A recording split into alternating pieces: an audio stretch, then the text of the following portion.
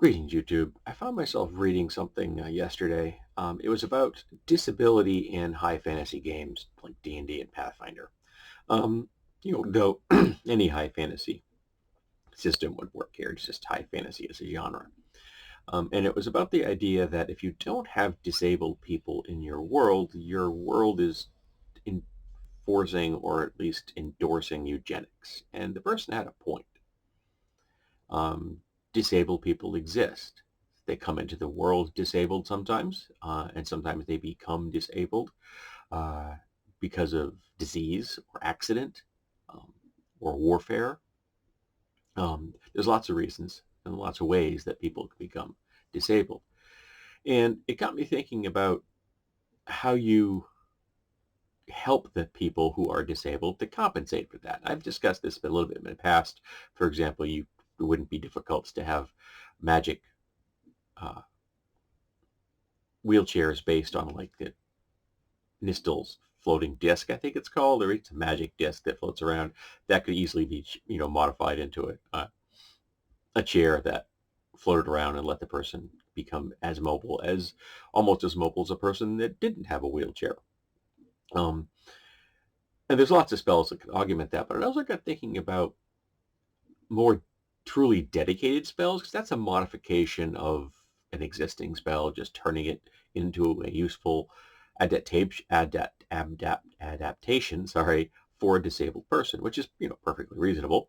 But what if you had more specific things, not only to aid those who have disabilities at first, but could eventually help those who don't have certain abilities augment the systems they already have.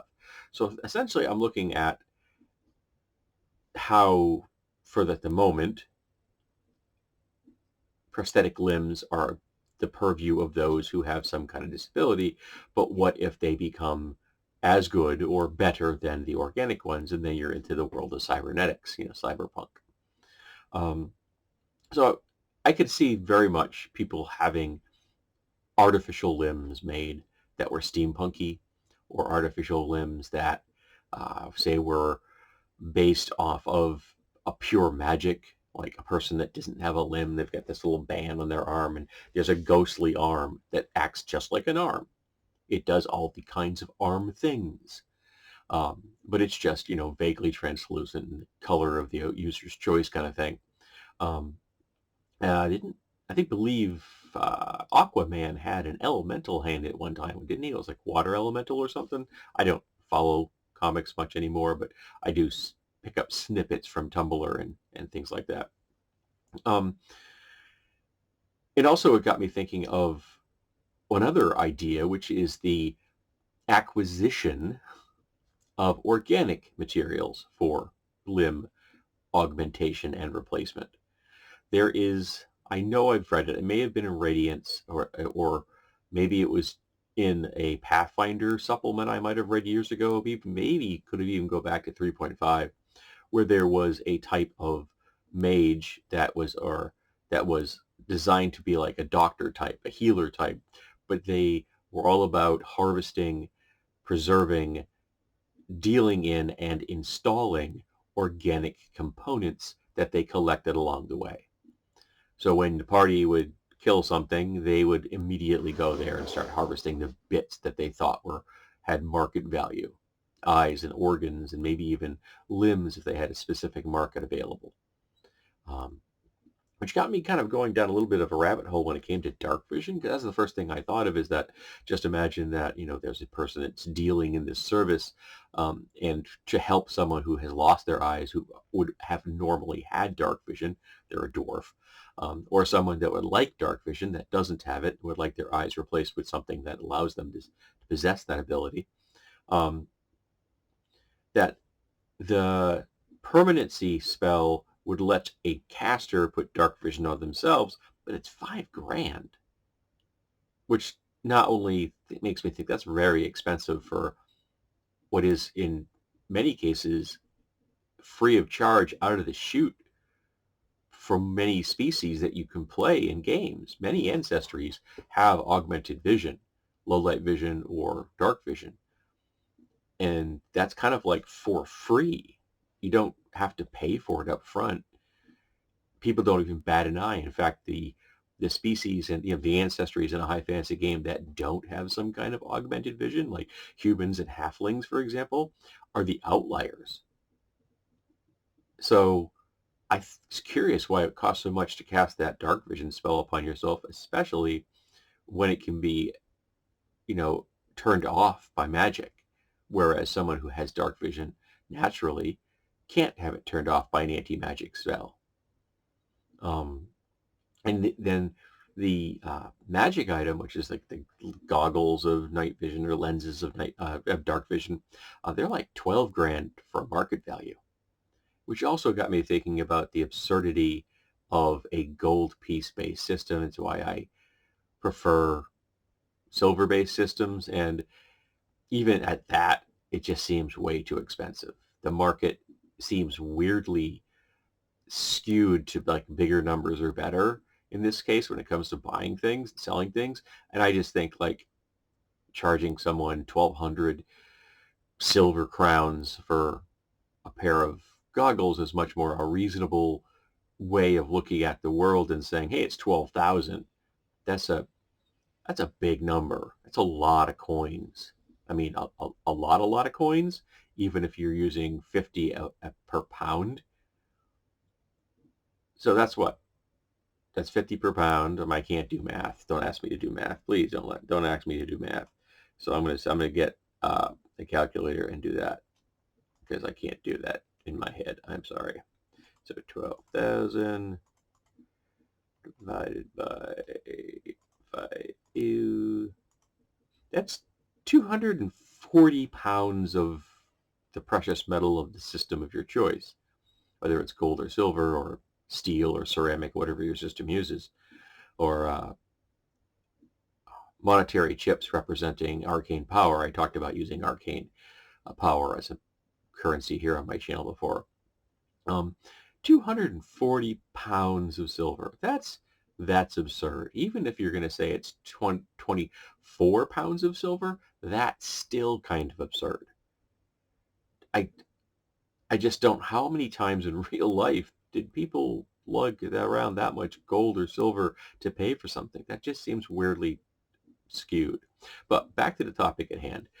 There was this class that allowed the person to harvest body organs so that a person that lost a limb for whatever reason could get a replacement. And maybe they say, okay, well, I want matching ones. So give me both limbs from that person, that body. And even though I've got one good one, I want them to match because it makes more sense to have matching limbs. And that may even become a bonus. I can imagine a dwarf wanting to have orc arms, not just because he would get a strength bonus from it, but the idea of having a slightly longer reach. I mean, not rules reach, but in the real world, longer reach, as well as the knowledge that, it's from an orc that this person themselves killed, that kind of thing, kind of a living trophy. Um, Now, this wouldn't necessarily work for people who were born without a limb. Maybe you have to do something special to allow that to happen because that's different from having your just limb lost. You don't have the heart, that you don't have the biological hardware for that limb if the limb just isn't there. So maybe that's more of a magic item purview. But maybe the vivisectionist or video is it a videomancer, a chirurgeon, Viviomancer maybe, I can't remember. Um, that maybe they could do something for somebody who doesn't have a limb. But it's like mitigating the disability in an in-world way that doesn't erase the fact that the person has been or is still disabled. That being disabled isn't a bad thing. Saying out loud that I have a disability, which is weird for me, for example, and I've been able to say that, I've got ADHD. It's definitely something I don't want, but it's there. And knowing that it's there has helped me understand some things about myself that never made sense, and now they do. So looking at things through a new lens is important. And accepting the fact that disabled people exist both here and in fantasy and in science fiction, what have you, to me seems to be a really healthy step forward. Not to erase them, not to pretend they're not there, not to make them as just background characters. You know, even worse, like ugly stereotypes of just beggars in the street or something, or something that's going to generate a pity party. Simply there is, you know, misery tourism. Those are things that we shouldn't be doing either in games or in the real world.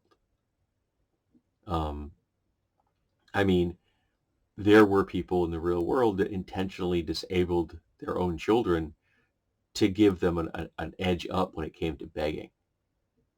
That happened. That's twisted. That's a great example of why capitalism needs to die in a fire.